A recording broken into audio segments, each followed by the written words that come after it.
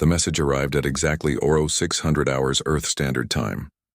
Every screen, every communication device, every monitor on the planet displayed the same thing. A tall figure in ornate armor stood before the camera, his four eyes glowing with cold authority. Admiral Tevros of the Dalvan Empire did not waste words. Humans of Earth, you have 72 hours to surrender unconditionally. Your military will be dissolved. Your governments will answer to imperial authority. Refuse and your cities will burn. This is your only warning. The transmission ended. Silence fell across the world. In the underground command center beneath Geneva, Director Jiho stared at the blank screen. Around the conference table sat the leaders of the United Terran Defense Council. Their faces showed fear, anger, and resignation. General Park slammed his fist on the table. Ambassador Lee covered her face with her hands. Minister Kim just shook his head slowly. How many ships do they have out there? Jiho asked quietly. 300, replied Commander Hyun, the youngest person in the room. Our sensors confirm it. 300 warships positioned at the edge of our solar system. Each one is more powerful than anything we can field. And what do we have? Minister Kim asked, though everyone knew the answer. 12 frigates, orbital defense platforms around Earth and Mars, some missile batteries on the moon. Commander Hyun paused. Against their fleet, we would last maybe an hour, maybe less. The room fell silent again. 3 years ago, when the Dalvan Empire first made contact with humanity, Earth's leaders had made a decision. They would appear weak. They would act like primitive beings who barely understood space travel. The Empire had believed them. Why wouldn't they? Humanity's visible military was pathetic compared to Imperial standards. We could try to negotiate, Ambassador Lee suggested. Buy more time. They won't negotiate, General Park said. You saw the message. They don't see us as equals. They see us as insects to be crushed. Jiho stood and walked to the wall screen. He pressed his hand against a scanner. A new display appeared, one that showed something different. Deep beneath the surface of the moon's far side, in an excavated crater the size of a mountain, something massive waited in darkness. Commander Hyun, Jiho said. Is it ready? Hyun stood straighter. Project Titan is ready, Director. We completed the final tests yesterday. All systems are operational. Then send the signal. Begin launch preparations, sir. Ambassador Lee interrupted. If we reveal the carrier now, if we fight and lose, the Empire will show no mercy. They'll destroy everything. If we surrender, they'll enslave us, Jiho replied. I'd rather die free than live in chains. Humanity didn't crawl out of caves and reach for the stars just to bow to tyrants. In orbit around Mars, Captain Minho received his orders with confusion. The UTDF Resolve was Earth's second-largest frigate, armed with missiles and railguns. His crew of 200 stood ready to defend the Red Planet's colonies. Now headquarters ordered him to retreat. Sir, I don't understand, said Lieutenant Yuna from the tactical station. We're supposed to fall back to Earth? Minho read the encrypted message again. The orders were clear. Abandon Mars, make it look like panic. Lead the enemy deeper into the solar system. Lieutenant Do-yun, Minho called to his chief engineer. How fast can we run? Faster than they expect, Captain. But if we go full speed, they'll know we're not really running scared. Then we go at 80%. Make it look desperate but not suspicious. Minho activated the ship-wide communication. All hands, this is the captain. We're pulling back to Earth on orders from High Command. I know this seems wrong. I know it looks like we're abandoning our people. Trust me, trust the plan. There's more happening than what you can see. The crew didn't cheer, but they followed orders. The Resolve's engines burned bright as she turned away from Mars.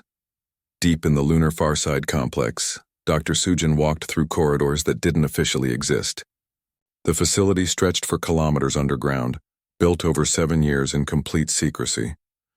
Thousands of workers had lived and worked here, never returning to Earth, never sending messages home. The sacrifice had been enormous. She entered the main observation room. Through the reinforced windows, she could see it. The indomitable, 5 kilometers of warship, built in sections and assembled in the hidden crater. The Supercarrier's hull reflected the dim work lights, a sleeping giant waiting to wake. Dr. Sujin, a technician called. We're receiving the activation signal from Geneva. Begin launch sequence, Sujin ordered. Power up all systems. Prepare the camouflage netting for release. The technician hesitated. Doctor, once we power up, the Empire might detect us. They won't, Sujin said confidently. Their sensors are looking for active military vessels in orbit. They're not scanning the moon itself. By the time they realize what's happening, it will be too late. On the Indomitable's bridge, Commander Hyun arrived to find his crew already at their stations. They wore expressions of determination mixed with fear. They'd trained for this moment, but training and reality were very different things. "Status report," Hyun commanded. "Main power at 90% and rising," reported Lieutenant Borum from Engineering. "Weapon systems online. Fighter bays ready for launch. All pilots are aboard and prepared. Communications. Secure quantum link to Geneva established. We can coordinate with High Command without the Empire intercepting." Hyun sat in the captain's chair. It felt too large, too heavy with responsibility. In the launch bays below, 840 strike craft waited. Each one carried a pilot who volunteered knowing they might not return. Each one represented humanity's hope. "Attention all crew," Hyun spoke into the ship-wide system. "In a few hours, the Empire's fleet will enter our solar system. They think we're defenseless. They think we'll surrender or die quickly. They're wrong. For 7 years, we've built this ship in secret. For 7 years, we've prepared for this moment. Today, we show them that humanity doesn't surrender. Today, we change everything." At the edge of the solar system, Admiral Tevros watched the countdown timer. 72 hours until the deadline. He didn't expect the humans to fight. Every species the Empire encountered either surrendered or was destroyed. "These humans would be no different, Admiral," his aide reported. "We're detecting movement from Mars. The human frigate is retreating toward Earth." "Of course it is," Tevros said with satisfaction. "They're running home to their planet. Let them. When the deadline expires, we'll sweep them aside and take what we came for." The timer counted down. On Earth, people watched the sky with fear. Children were evacuated to underground shelters. Military forces took defensive positions that everyone knew were useless. The news showed footage of the Imperial fleet on the edge of the system, a wall of steel and fire that seemed unstoppable. But on the moon's far side, hidden from view and sensor, something stirred. The Indomitable's reactors hummed with power. In the fighter bays, pilots climbed into cockpits, weapon systems armed and targeted. The giant was waking up. The deadline expired. Admiral Tevros gave the order. "All ships, advance on Earth. Destroy any resistance. Show them the price of defiance." 300 warships began their journey into the solar system, expecting an easy victory. They had no idea what waited for them in the darkness of the moon's shadow. The Dalvon fleet moved through space like a swarm of metal locusts. 300 warships in perfect formation, their weapons charged and ready. Admiral Tevros sat on his command throne aboard the Imperial flagship Dominator, watching the tactical display with satisfaction. The humans' outer defense line had crumbled without a real fight. "The human frigate is still retreating, Admiral," reported the sensor officer. "They're heading directly toward Earth at maximum speed." "Cowards," Tevros muttered. How disappointing. I expected at least some resistance. But something nagged at him. In 40 years of service, he'd conquered 17 worlds. Prey always fought hardest when cornered. Yet these humans were running with their tail between their legs. It felt wrong somehow. "Increase scanner range," he ordered. "Full spectrum analysis. I want to know if they're hiding anything." "Yes, Admiral. Scanning now." Captain Minho gripped his command chair as the resolve shook from a near miss. The Empire's lead ships were firing warning shots, herding him like cattle toward Earth. His crew performed perfectly, making the retreat look panicked while following the predetermined course exactly. "They're gaining on us, Captain," Lieutenant Yuna reported. "Should we increase speed?" "No, stay at 80%. We need to look desperate, not capable." Minho checked his encrypted display. The Indomitable's status showed green across the board. "Just a little longer." "Doyun, how are the engines?" "Stressed but holding, sir. They think we're running at maximum, but we've got 20% in reserve." "Good. Keep it that way." The Mars colonies fell behind them now, abandoned and defenseless. Minho hated leaving them exposed, but the plan required it. Everything depended on timing and misdirection. The Empire had to believe Earth was completely vulnerable. On the moon's far side, Dr. Sujin monitored her screens with intense focus. The launch window was approaching fast. The carrier's systems were ready, but revealing it too early would ruin everything. Too late, and the Empire would already be in bombardment range of Earth. "Doctor, the camouflage net is ready for release," a technician reported. "Hold position. Wait for my signal." Sujin's fingers hovered over the controls. On another screen, she tracked the Empire's fleet position, They were entering the inner solar system now, past the asteroid belt. Almost time. Her communicator beeped. Director Jiho's voice came through. Doctor, you are cleared to begin launch sequence on my mark. Stand by. Standing by. Sujin acknowledged, her heart pounding. Inside the Indomitable's massive hangar bays, Flight Commander Nari walked between rows of strike craft. Each fighter gleamed with fresh paint and loaded weapons. The pilots sat in their cockpits running final system checks. Some looked calm. Others showed fear. All of them looked determined. Listen up, Nari spoke into her command channel, her voice reaching all 800 pilots simultaneously. In 15 minutes we launch. The Empire's fleet is big. Their ships are powerful, but they've never faced anything like us. They don't use carriers. They don't understand fighter tactics. That's our advantage. She paused, looking at a photo of Earth on her tablet. Home. Worth dying for. Strike fast. Hit hard. Protect each other. And remember, every ship you disable is one less threat to our families below. Flight leaders, report status. Red Squadron ready, came the first response. Blue Squadron ready. Gold Squadron ready. One by one, all 94 squadrons reported ready for combat. Nari felt pride swell in her chest. These were Earth's finest pilots, trained in secret for years. Time to show the galaxy what humanity could do.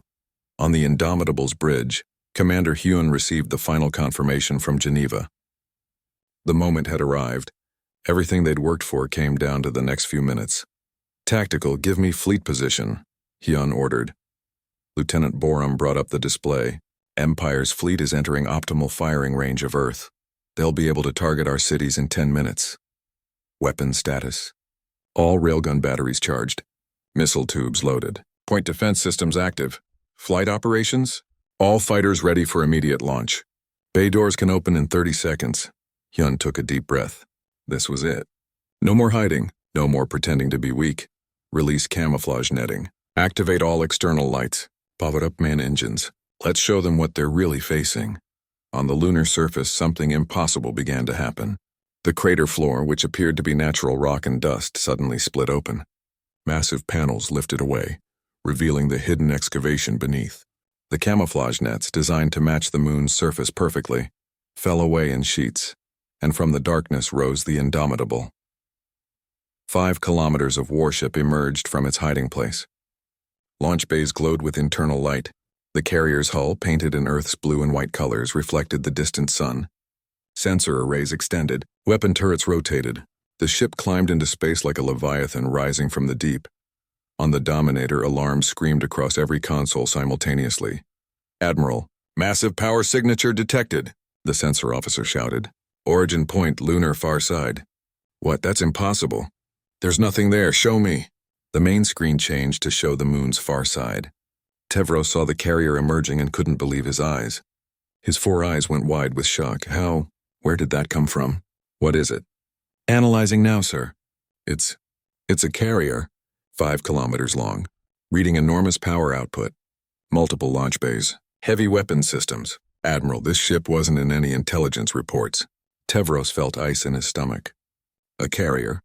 The humans built a carrier. No species used carriers anymore. The tactic was ancient, obsolete, replaced by long-range missiles and energy weapons. Wasn't it? All ships, battle formation Delta. Prepare for...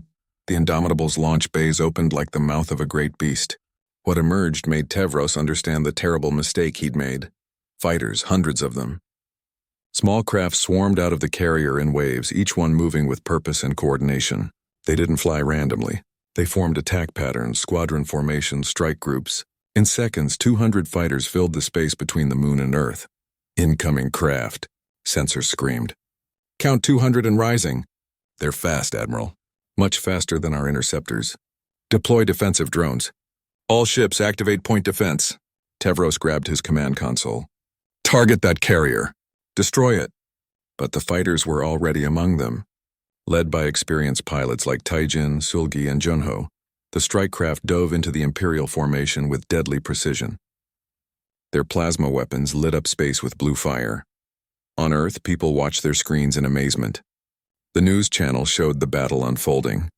The massive carrier, the swarm of fighters, humanity's secret weapon revealed at last.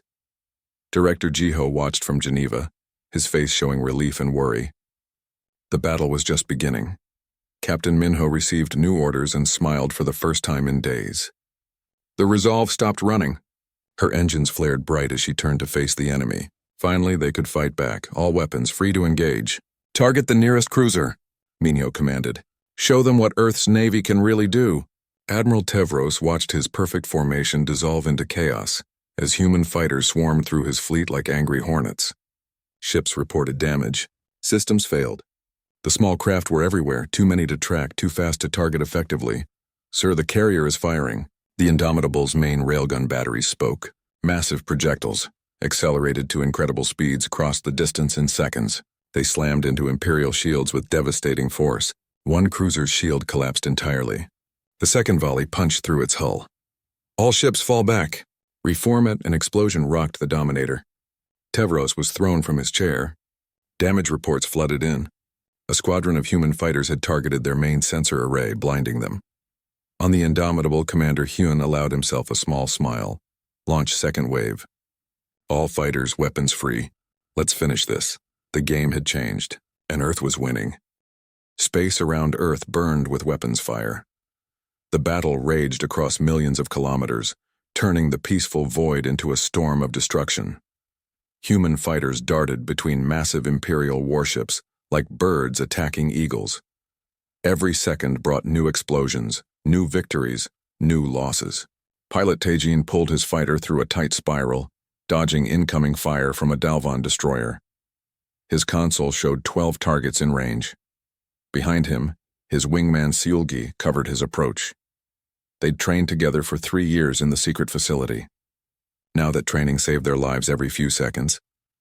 "Red Leader, target their sensor dome," Taejin called into his comm. 3, 4, and 5. Hit the port weapons cluster. 6 through 9. Cover our escape vector. His squadron responded instantly. 9 fighters moved as one unit, each pilot knowing exactly what to do. They'd practiced this attack pattern hundreds of times in simulation. Reality was louder, scarier, and more chaotic than any simulation. But the muscle memory held strong. Taejin armed his plasma charges and dove toward the destroyer.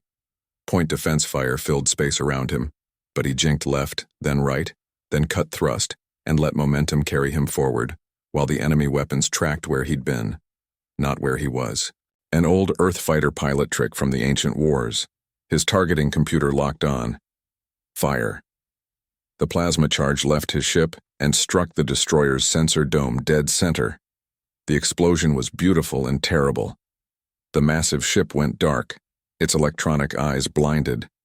"Red Leader, good hit," Seulgi called. "Breaking off, they're launching missiles." "All fighters, scatter and regroup at waypoint 7, Taejin ordered. His squadron broke formation, each ship going a different direction, making themselves harder to target.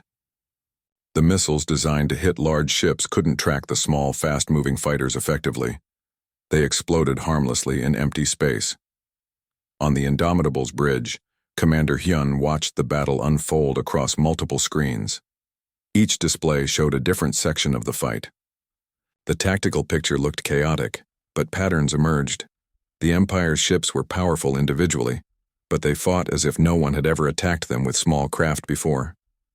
"Lieutenant Borum, status on the fighter wings?" "Second wave is fully deployed, Commander. Third wave launching now. We've lost 23 fighters so far. Enemy losses are 43 capital ships destroyed or disabled." Hyun winced at the fighter losses. 23 pilots dead. 23 families who would receive terrible news when this was over. But the alternative was Earth's surrender. The cost was heavy but necessary. "Order fourth wave to focus on their command ships. I want their admirals blind and unable to coordinate." "Yes, sir. Transmitting orders now." Weapons Officer Soman called from her station. "Commander, the enemy is trying to form a defensive sphere. If they succeed, our fighters won't be able to penetrate their overlapping point defense." Hyun studied the tactical display. Soman was right. The Imperial ships were pulling together, trying to create a formation where each ship protected the others. Smart. Desperate, but smart. Charge main batteries. Target the ships on the formation's edge. We'll break their sphere before it fully forms. The Indomitable's massive railguns rotated on their mounts. Each weapon was as large as a building, capable of hurling projectiles with incredible force. They were the carrier's primary defense against large ships. Against smaller vessels, the fighters did the work. But sometimes, you needed a hammer. Firing, Salman announced. The carrier shuddered as 8 railguns fired simultaneously. Projectiles crossed the distance in seconds. They struck an Imperial battleship that was moving into formation position. Its shields flared, held for a moment, then collapsed. The projectiles punched through armor like paper. The battleship broke in half, explosions tearing through its hull. Target destroyed. Enemy formation disrupted. Good shooting. Reload and prepare for second salvo. Captain Minho's frigate, the Resolve, fought alongside 3 other human ships against a Dalvan cruiser. The enemy ship was larger and more powerful, but it was damaged from repeated fighter attacks. Now the frigates moved in like wolves on wounded prey. "Do-hyun, how are our missiles?" Minho asked. "Down to 30%, Captain. We've been throwing everything we have at them." "Then let's make these count. Yuna, coordinate with the other ships. Synchronized missile barrage, target their engines." "Coordinating now, sir." Yuna's fingers flew over her console. "All ships acknowledge. Ready on your mark." Minho watched the enemy cruiser try to turn its weapons toward them. Too slow.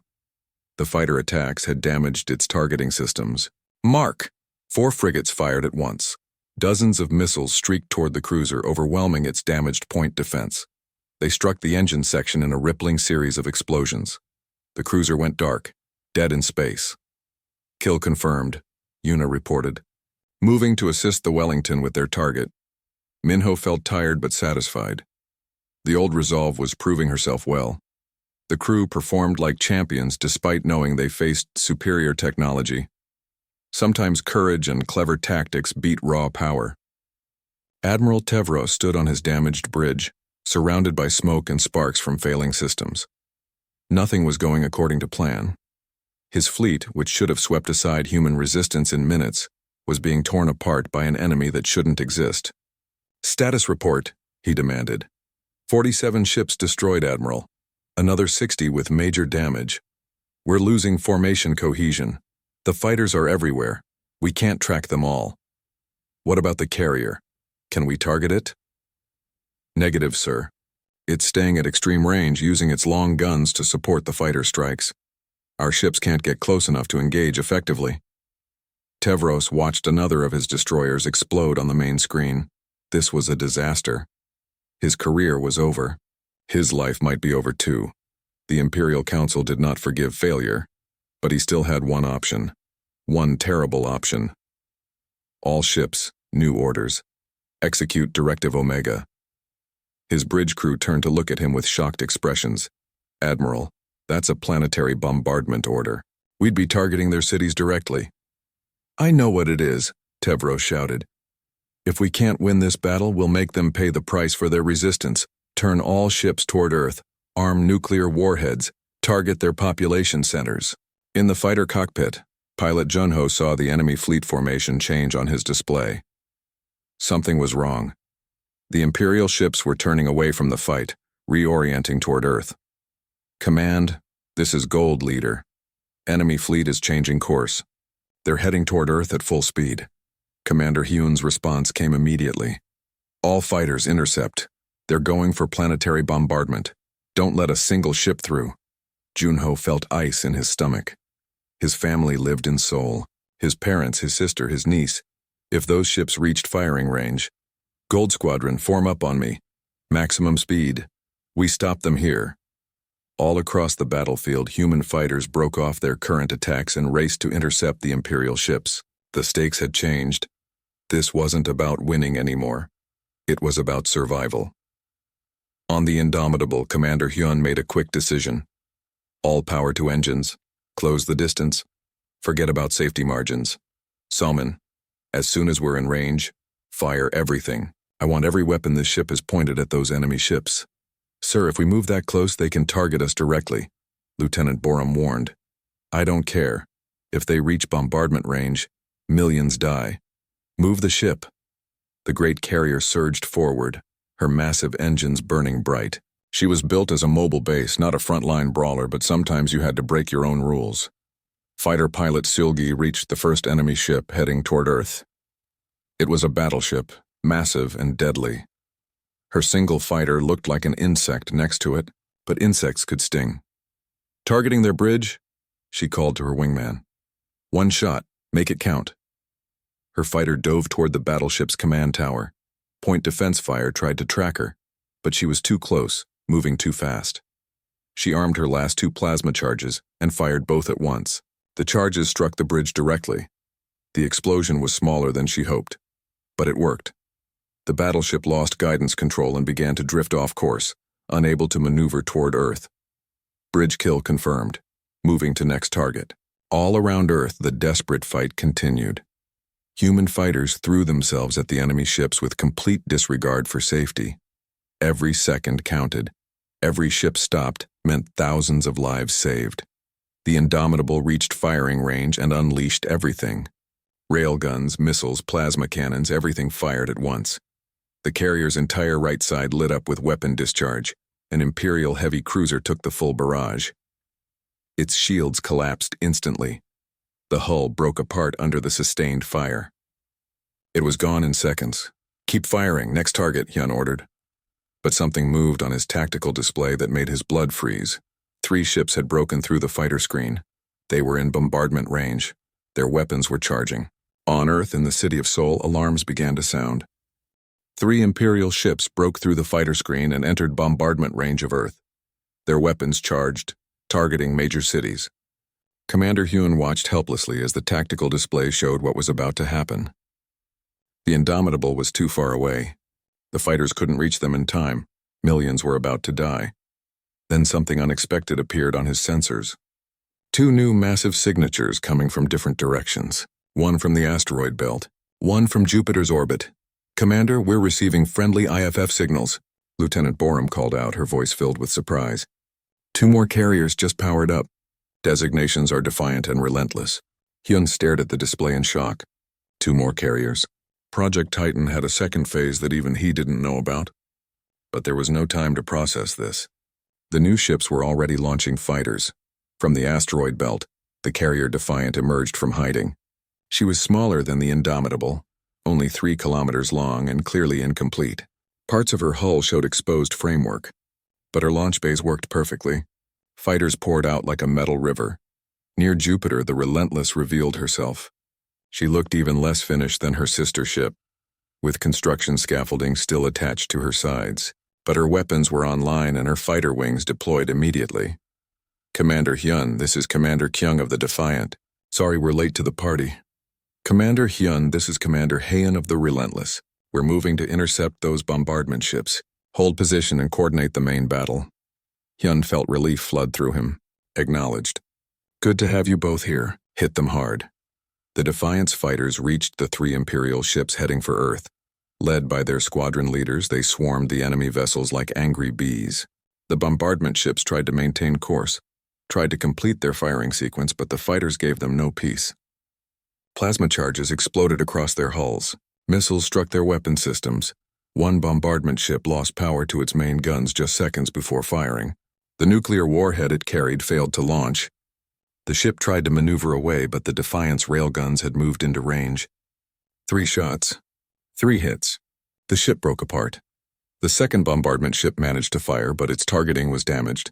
The missile went wide, missing Earth entirely and flying off into empty space. Fighters from the Relentless pursued and destroyed it before it could course correct. The third ship was the closest to Earth. Its weapons were charged. Its target lock was solid. Seoul was in its crosshairs. But fighter pilot Sulgi, flying on emergency power with her craft barely holding together, made one final desperate attack run. She fired her last missile from point-blank range directly into the ship's weapons port. The explosion destroyed her targeting systems and the bombardment ship's firing mechanism simultaneously. The nuclear weapon cooked off inside its launch tube. The ship exploded from within, taking the warhead with it. Sulgi's fighter tumbled away from the blast, systems failing, life support critical. But she'd done it. The city was safe. This is Gold 7, I'm hit bad. Systems failing. Our transmission cut off. Gold 7, respond. Flight Commander Nari called from the Indomitable. Sailgate, respond! Static, then a weak signal. Still here, Command, barely. Ship's dead, but I'm alive. Life support at 5%. Rescue shuttle is launching now. Hold on. On Earth, Director Jiho watched the 3 bombardment ships die before they could fire. His hands were shaking. They'd come so close to losing everything. But the backup plan, the secret contingency that only the highest leadership knew about, had worked. Get me a channel to all 3 carriers, he ordered. Moments later, his face appeared on the bridges of the Indomitable. Defiant and relentless. Commanders, well done. You've saved Earth, but we're not finished. The enemy still has over 200 ships. We need to end this. Agreed, Director, Commander Hyun replied. But we're running low on ammunition. The fighters have taken heavy losses. We've been fighting for 6 hours straight. Then we need to force their surrender quickly. I'm authorizing you to use everything we have. Hold nothing back. Dr. Sujin's voice came through on the channel from the lunar complex. Director, I'm picking up something on deep space sensors. New contacts jumping into the outer system. How many? At least 100. Possibly more. They're coming from the same direction as the original Imperial fleet. The command channel fell silent. 100 more ships? The 5th fleet. Coming to reinforce the 4th fleet. Earth couldn't win against both. Time until they reach us? Jiho asked. 4 hours at their current speed. 4 hours to defeat the current enemy fleet or face overwhelming odds. Hyun looked at his tactical display. The battle had ground down both sides. The Empire had lost nearly half their ships. But humanity was exhausted, low on ammunition, and the fighters had taken terrible casualties. All commanders, conference line, Hyun said. We need a plan. The 3 carrier commanders, along with Captain Minho and Flight Commander Nari, quickly discussed options. The math was simple and brutal. They didn't have enough firepower to destroy all remaining Imperial ships before reinforcements arrived. We need to make them surrender, Commander Haeun from the Relentless suggested. Target their flagship. Cut off the head. The flagship is in the center of their remaining formation, Commander Kyung noted, protected by their best ships. We'd take massive losses trying to reach it. Captain Minho spoke up from the Resolve. What if we don't go through them? What if we go around? Explain, Hyun said. The fighters are small and fast. If we send every available fighter at once, not in waves but all together, they can't target all of them. Most will get through. Focus everything on the flagship. Disable it. Force the Admiral to surrender. That's over 600 fighters in one attack, Flight Commander Nari said. The coordination required would be difficult, but possible, Hyun finished. Nari, can you coordinate that many pilots at once? There was a pause. Yes, I can. But we'll lose a lot of them. The point defense will kill dozens before they reach the target. I know, Hyun said quietly. But it's either that or we lose everything when the reinforcements arrive. We're out of time and options. The decision made, orders went out. Every fighter still operational was recalled. Damaged craft were repaired in minutes by crews working at emergency speed. Pilots who'd been flying for hours climbed back into cockpits, exhausted but determined. Pilot Taejin checked his fuel gauge. Nearly empty. His weapons were down to emergency reserves. His fighter had taken hits that should have destroyed it, held together by emergency patches and the prayers of the maintenance crew. But the engine still worked. All fighters, this is Flight Command. Nari's voice came through every pilot's comm. We're doing something unprecedented. 643 fighters, one target, the Imperial flagship. Coordinate your approaches on my mark. Stay tight. Cover each other. And remember why we're doing this. Taejin looked at the photo taped to his console. His family. His reason for fighting. Red Squadron ready, he called.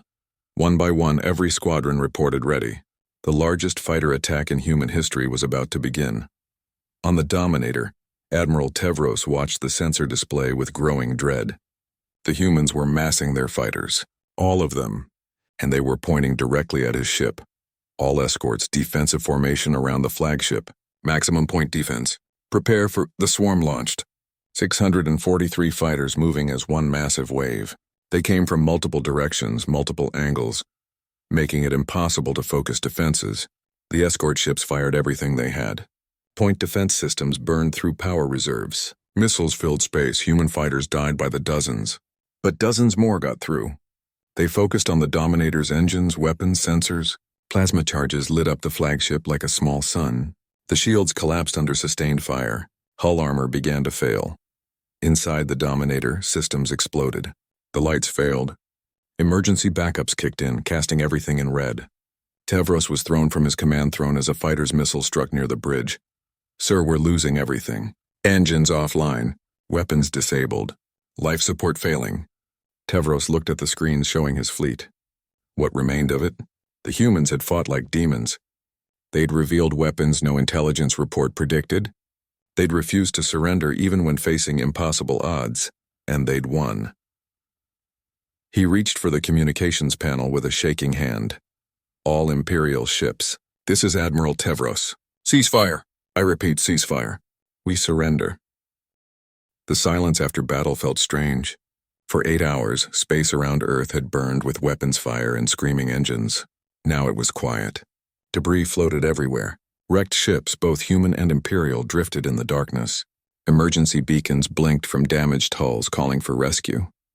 The Indomitable moved slowly through the battlefield. Her launch bays opened to receive returning fighters. One by one, the exhausted pilots came home. Some craft barely held together, trailing atmosphere and fuel. Others had to be towed by rescue shuttles. Too many didn't return at all. Commander Hyun stood in the main hangar watching the pilots climb out of their cockpits. They moved like old people, stiff and exhausted. Some collapsed the moment their feet touched the deck. Medical teams rushed to help them. These people had saved Earth. They'd given everything. Flight Commander Nari walked past him, her flight suit torn and stained. She'd flown in the final attack herself, leading from the front. Her face showed the cost. "Final count?" Hyun asked quietly.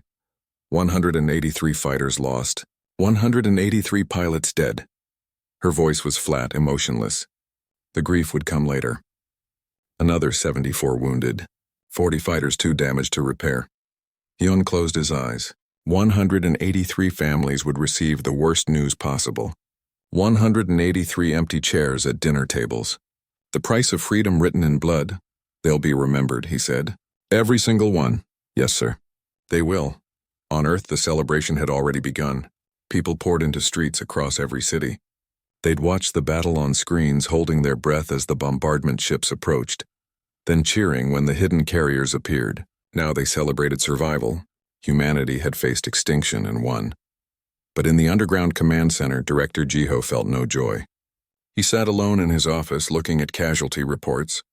The Resolve had survived but lost half her crew. 3 orbital defense platforms were destroyed. The lunar colony had taken damage when debris struck their domes. 237 civilians dead, over 500 military personnel killed, and the Empire's 5th Fleet was still coming. A knock on his door. "Come in." Captain Minho entered, his uniform dirty and showing burn marks. He'd just come from his ship. "Sir, you wanted to see me?" "Sit down, Captain. Or should I say, Admiral?" Minho looked surprised. "Sir? You're being promoted. Someone needs to take command of the carrier program. You've proven you understand naval tactics and you can think creatively. The job is yours if you want it." Minho sat slowly. "The 5th Fleet is still coming. Even with 3 carriers, can we win again?" "No," Jiho said honestly. "We got lucky once. The Empire underestimated us. They won't make that mistake twice, but we don't need to fight them." "I don't understand." Jiho brought up a communication on his screen. 3 hours ago, the 5th Fleet stopped advancing. They've received reports of what happened here. They're holding position at the edge of the system. Why would they stop? Because we changed the game. For 500 years, the Empire has dominated space with their heavy warships. Their doctrine is built around big ships with big guns. We just proved that doctrine is obsolete. Small fighters working together can defeat capital ships. Every species in the galaxy is watching what happened here. The Empire's advantage just disappeared. Minho understood. If they attack us again and lose, they look weak. Every species they've conquered will start building carriers and fighters. Exactly. The Empire has to negotiate now. They have no choice. Jiho stood and walked to the window, looking up at the sky. We didn't just win a battle today. We changed galactic warfare forever. 3 weeks later, the Indomitable sat in lunar orbit undergoing repairs. Her hull showed the scars of battle, but she was still magnificent. Commander Hyun walked through her corridors, checking on the repair work. The crew worked with pride now. They knew what their ship had accomplished. He entered the main hangar and found Lieutenant Yuna supervising the installation of new fighters. She'd transferred from the Resolve to join the carrier program. "How's the work progressing?" Yuna asked. "Ahead of schedule, sir. The new fighters are improved based on combat data. Better shields, more fuel capacity, upgraded weapons." She smiled. "The engineers on Earth are working overtime. Everyone wants to help. Good, we'll need them." "Sir, is it true? Are we really building more carriers?" 5 more under construction. The Defiant and Relentless are being completed properly. 3 brand new carriers are being built in orbit where everyone can see them. No more hiding. Yuna looked out at Earth, visible through the hangar's atmospheric shield. "Do you think the Empire will attack again?" "Someday, maybe, but not soon. Right now, they're too busy dealing with uprisings in their own territory. 3 conquered species have already rebelled, demanding independence. They saw what we did and got ideas. On Earth, Dr. Sujin worked in a new facility. This one wasn't secret. It was called the Terran Naval Research Center, built openly in orbit. Her team designed the next generation of carriers, bigger, faster, more powerful. A technician approached her. "Doctor, the simulation is complete. Project Leviathan is viable." Sujin looked at the design on her screen. A carrier twice the size of the Indomitable. Not built in secret, but constructed in plain view. A message to the galaxy. Earth was a naval power now. They would not be threatened again. "Begin construction planning," she ordered, "and make sure the Empire's spies can see every detail. I want them to know what's coming." 6 months after the battle, a single Imperial ship entered Earth's solar system. It carried no weapons, just ambassadors. The Dalvon Empire requested permission to negotiate a treaty. Director Jiho met them in the new space station above Earth. The ambassadors looked uncomfortable. The Empire wasn't used to treating other species as equals, but they had no choice. "The Empire recognizes Earth as an independent power," the lead ambassador said stiffly. "We propose a non-aggression treaty. Clear borders. Trade agreements." "And what about the species you currently occupy?" Jiho asked. "The ones rising up against you? That is internal Imperial business. Then we have a problem. Earth doesn't negotiate with slavers. You want a treaty with us? Start by giving freedom to the species you've conquered. Then we'll talk." The ambassador looked angry. "You cannot dictate terms to the Empire." "Watch us," Jiho stood. "You came here asking for peace. We're willing to give it, but on our terms. Freedom for all or no deal." The negotiations took weeks. The Empire raged and threatened, but they'd seen Earth's carriers. They'd watched 3 more launch from orbital shipyards. They'd received intelligence that 8 additional carriers were under construction.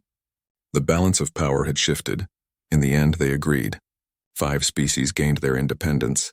The Empire retreated from dozens of star systems. A new balance emerged in the galaxy. 1 year after the battle, a ceremony was held on the Indomitable. The ship had been fully repaired and upgraded. She looked even more impressive than before. Commander Hyun stood at attention as Director Jiho pinned medals on his uniform. For exceptional service in defense of Earth. For tactical brilliance. For saving humanity. Jiho stepped back and saluted. "Well done, Commander." Hyun returned the salute. Then he turned to face the assembled crew. Pilots, engineers, tactical officers. The people who'd made victory possible. 1 year ago, we were hiding in the dark, hoping the enemy wouldn't find us.